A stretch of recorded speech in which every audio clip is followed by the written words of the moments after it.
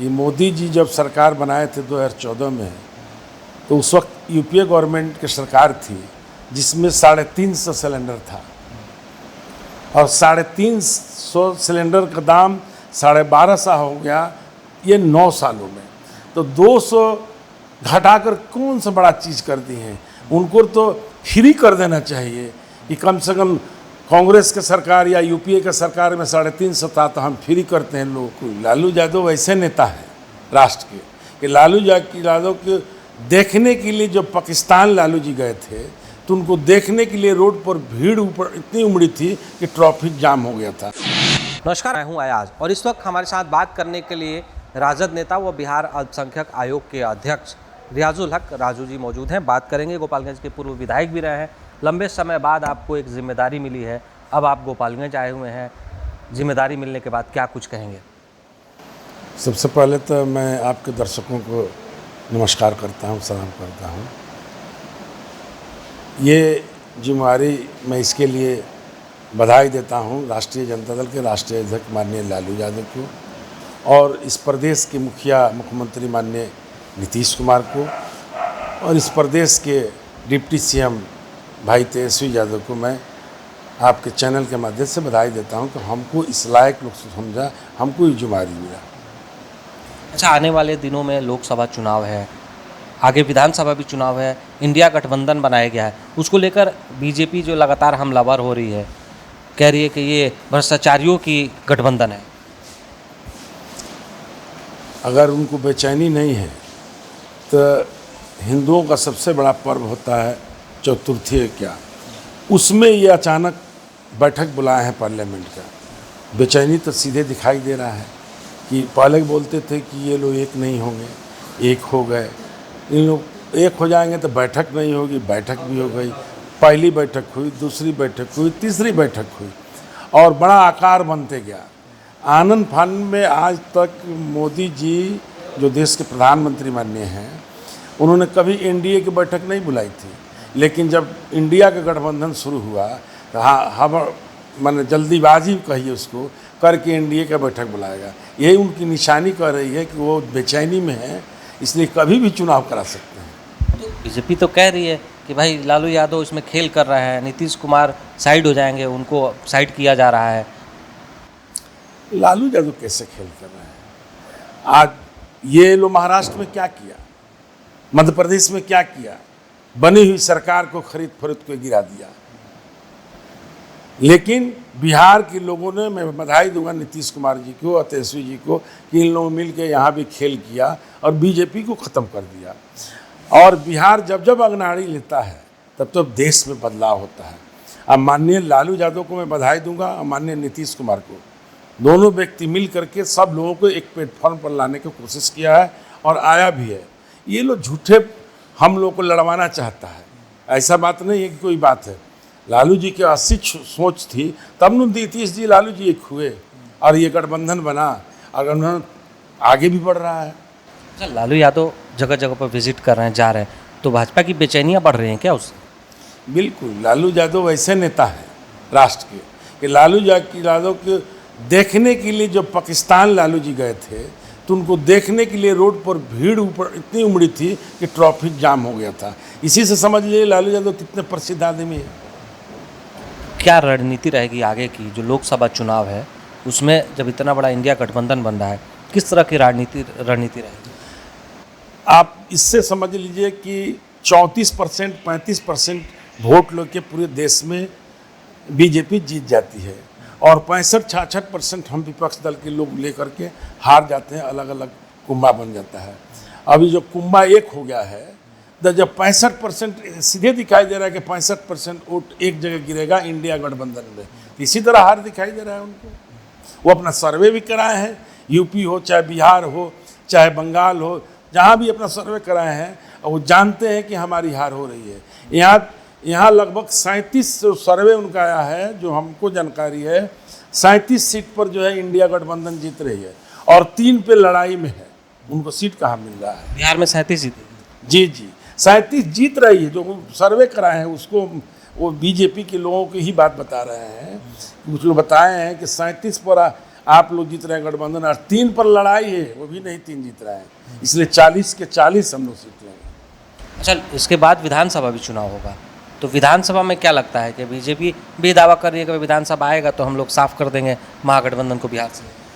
BJP Hindu मुसलमान की राजनीति करती है, मंदिर और मस्जिद की राजनीति करती है, पाकिस्तान और हिंदुस्तान की राजनीति करती है, और हमारे नेता और गठबंधन विकास की बात करते हैं, सेकुलरिज्म की बात करते हैं, इंसानियत की बात करते हैं, यही फ़र्क है। तो केंद्र सरकार ने तो 200 रुपया कम कर दिया सिलेंडर पे, फिर हल्ला बोल हो रहा है। आपको याद होगा कि मोदी जी जब सरकार बनाए थे 2014 में, तो उस वक्त यूपीए गवर्नमेंट की सरकार थी जिसमें 350 सिलेंडर था, और 350 सिलेंडर का दाम 1250 हो गया ये 9 सालों में। तो 200 घटाकर कौन सा बड़ा चीज़ कर दी है, उनको तो फ्री कर देना चाहिए कि कम से कम कांग्रेस के सरकार या यूपीए के सरकार में 350 था तो हम फ्री करते हैं लोग। अब इतना ही नहीं, हमारे नेता ने बोला है, आप देखे होंगे कि माननीय हमारे तेजस्वी जी नेता ने ये इस बात को बोले हैं कि ये वही नहीं, अब पेट्रोल डीजल पर भी घटाएंगे और खदान पार भी घटाएंगे, अब फिर जब विजयी हो जाएंगे तो उसको 3 गुना कर देंगे। इसलिए जनता समझ गई है कि ये चालाक लोग हैं, चालबाजी कर रहे हैं। इस पर एक सवाल लेंगे कि तेजस्वी यादव जब गोपालगंज आए थे उन्होंने कहा था कि मेडिकल कॉलेज दिया जा रहा है गोपालगंज को, अब तक कुछ दिखाई नहीं दे रहा। नहीं, बिल्कुल बिल्कुल आपको बहुत जल्द ज़मीन पर दिखाई देगा। उन्होंने कहा मेडिकल कॉलेज, उसका भी दिखाई देगा। थावे में आपको दिखाई देने लगा, जो सौंदर्यीकरण का पैसा दिए थे, गोपालगंज अस्पताल में जो पैसा दिए थे उसको दिखाई आपको देने लगा होगा, बिल्डिंग बन रहेगा। इसलिए मैं बधाई दूंगा आपके चैनल के माध्यम से कि खास तौर से स्वास्थ्य के मामले में जब से डिप्टी सीएम तेजस्वी यादव को स्वास्थ्य विभाग मिला है, उस दिन पे दिन विकास हो रहा है। हम अचानक घर आए हुए हैं, तो कल विजिट करने चले गए अस्पताल में, तो हमने देखा कि हज़ारों की भीड़ थी। कई मरीजों से बात किया, सभी मरीज संतुष्ट थे इस व्यवस्था से कि हमको समय से खाना, समय से दवा मिल रहा है। तो मैं इसको आपके चैनल के माध्यम से मैं इस सरकार को, बिहार सरकार को, माननीय नीतीश जी और तेजस्वी जी को मैं बधाई दूंगा। तो देखिए, अल्पसंख्यक आयोग के जो अध्यक्ष आप बने हैं, क्या कुछ अल्पसंख्यक के लिए किया जा रहा है? सबसे पहले मैं जिस दिन ज्वाइन किया, अपने नेताओं का आशीर्वाद लेके गया और ज्वाइन किए, हमारा सरैया वगैरह भी गए, वहाँ से आए। ज्वाइन करने के बाद से सबसे पहले ने सभी जिला पदाधिकारी और सभी जिला के एसपी को मैंने पत्र लिखकर ये पूछा कि थाने में अल्पसंख्यक थानेदार कितने हैं, इंदिरा आवास मिल रहा है, उस अल्पसंख्यकों को कितना % इंदिरा आवास मिल रहा है, पीडीएस की दुकानें दी जा रही है तो उसमें अल्पसंख्यकों की क्या हिस्सेदारी मिल रही है, मनरेगा का काम हो रहा है तो उसमें अल्पसंख्यक क्या आप हिस्सेदारी दे रहे हैं, आर्म्स के लाइसेंस दे रहे हैं तो उसमें कितना % अल्पसंख्यकों को दे रहे हैं, वगैरह वगैरह हमने पूछा, जिसमें कई जिला पदाधिकारी और एसपी का लेटर भी प्राप्त हमें जवाब हुआ है और कई होना बाकी है। और उस दिन से जितने भी लंबित केसेस थे अल्पसंख्यक पर, और तमाम चीज़ों को मैं पैनी नज़र रख रहा हूँ। चाहे ये लोग बीजेपी के लोग कहीं दंगा भी करवाना चाहते हैं, उस पर भी पैनी नज़र रखता है, और हम प्रशासन को दबाव डाल के वहाँ शांति कायम कराते हैं। इसलिए मैं चाहूँगा कि जितना भी सुधर जाए। हम विजिट भी अगले महीना 11 तारीख से शाहाबाद एरिया से लगाने जा रहे हैं हर जिला में। हर जिला में मैं सरकारी कार्यक्रम भी करूंगा और पर्सनल लोगों से भी मिलूंगा, अल्पसंख्यकों को क्या समस्या है और उसको निदान करने का कोशिश करूंगा। अल्पसंख्यक की समस्याओं को दूर किया जाएगा? बिल्कुल 110%। हमारा रहते हुए मैं कोशिश करूंगा कि अपने नेताओं से सहयोग ले करके और अल्पसंख्यक को उनके माध्यम प्लेटफार्म से मैं ज़्यादा से ज़्यादा कोशिश करूंगा कि अल्पसंख्यक के निदान हो सके, कामों का समस्या को हल हो सके। आप भी गोपालगंज से हैं, हमारे कई मुख्यमंत्री गोपालगंज से रहे हैं, अभी फिलहाल डिप्टी सीएम भी हैं, स्वास्थ्य मंत्री भी हैं। अल्पसंख्यकों के लिए गोपालगंज में क्या करेंगे कुछ ऐसा? गोपालगंज ही स्पेशल क्यों कर रहे हैं? हमको बिहार का अल्पसंख्यक आयोग इसलिए पूछ रहे हैं कि आप गोपालगंज के हैं और कई ऐसे नेता रहे हैं, अब तक बहुत कुछ देखने को नहीं मिला है, तो आपसे लोगों को उम्मीदें हैं, तो आप एक कैसा क्या करेंगे? बिहार तो साथ में है ही। सबसे पहले तो मैं इस प्रदेश की जनता को बधाई देता हूँ कि गोपालगंज ऐसा जिला है कि 3 मुख्यमंत्री को जन्म दिया और एक डिप्टी सीएम को जन्म दिया। अब्दुल गफूर भी यहीं के जन्मे हुए थे, माननीय राबड़ी देवी भी यहीं के जन्मी हुई है, माननीय हमारे लालू जी यहीं के जन्मे हुए हैं, तेजस्वी जी का भी जन्म यहीं हुआ है। इसलिए सबसे पहले मैं गोपालगंज के लोगों को बधाई दूंगा और बिहार के तमाम जनता को बधाई दूंगा कि इस लायक गोपालगंज के लाल को समझे और लोगों ने मुख्यमंत्री बनाया, डिप्टी सीएम बनाया, इसलिए मैं बधाई पात्र हूँ। अब बहुत सा काम लोगों ने किया, आपको दिखाई दे रहा है। गोपालगंज में पहले क्या था? गोपालगंज सब डिवीजन था। आपको गफूर साहब की रिजिंग में ये जिला बना। लालू जी राबड़ी जी आए तो बहुत सा विकास का काम किए, अनेकों गिनने लायक नहीं है। और डिप्टी सीएम बने हैं तो आप देख ही रहे हैं, मेडिकल कॉलेज से लेकर के और दुर्गा माँ के स्थान से लेकर के और अस्पतालों तक का विकास शुरू हुआ है, उनका काम दिखाई दे रहा है। मैं इसके लिए भी उन लोगों को आपके माध्यम से बधाई देता हूँ। अब्दुल गफूर साहब भी यहाँ के जो है मुख्यमंत्री बिहार के रहे हैं, गोपालगंज से हैं। आप अभी अल्पसंख्यक आयोग के अध्यक्ष भी हैं, तो वो भी माइनॉरिटी से आते थे। उनके गांव में आज भी कई सड़कें नहीं बनी है, जहां उनका मज़ार है वहां कुछ तरह का कोई डेवलप नहीं हुआ है, उनके नाम से कुछ नहीं बन पाया है। इसके लिए कुछ करेंगे? बिल्कुल, हम देखेंगे, जो भी हमसे बन पड़ेगा करेंगे। जहाँ तक मज़ार की बात है तो आपको याद होगा कि जब 2020 में हमको बरौली विधानसभा से टिकट मिला था तो मैं सिम्बल ले के आया था, तो उनके मज़ार पर ही रख के सिम्बल दुआ मांगी थी, वहाँ से लेके चला था।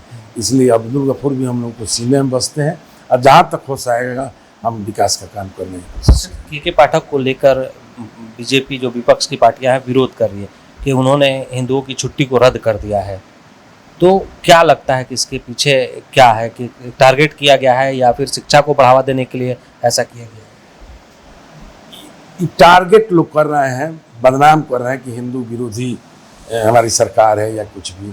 अभी तो हम टीवी में देख रहे थे, ये जो डेट अभी मैंने बताया पहले आपको, जो सत्र बुलाए हैं सांसद का, उसमें बहुत बड़ा पर्व हिंदुओं का है।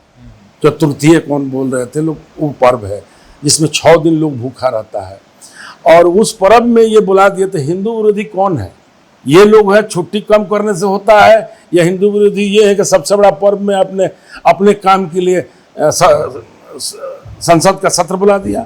इसलिए हिंदू विरोधी खुद हैं, लेकिन झूठे हिंदू मुस्लिम की बात करते हैं, विकास का कोई काम नहीं करते हैं। ये लड़वाने का काम करते हैं कि किसी तरह बटा लूट रहे, हम लोगों को वोट मिलता रहे। लेकिन अभी का समय जो गठबंधन बना है, इंडिया गठबंधन, सारे बात को समझ गया है। ये लोग ढोंगी है, ढोंग करता है और हिंदू मुसलमान की राजनीति करता है। क्या इनका ताकत है कि हिंदुस्तान से एक भी मुसलमान को भगा देंगे?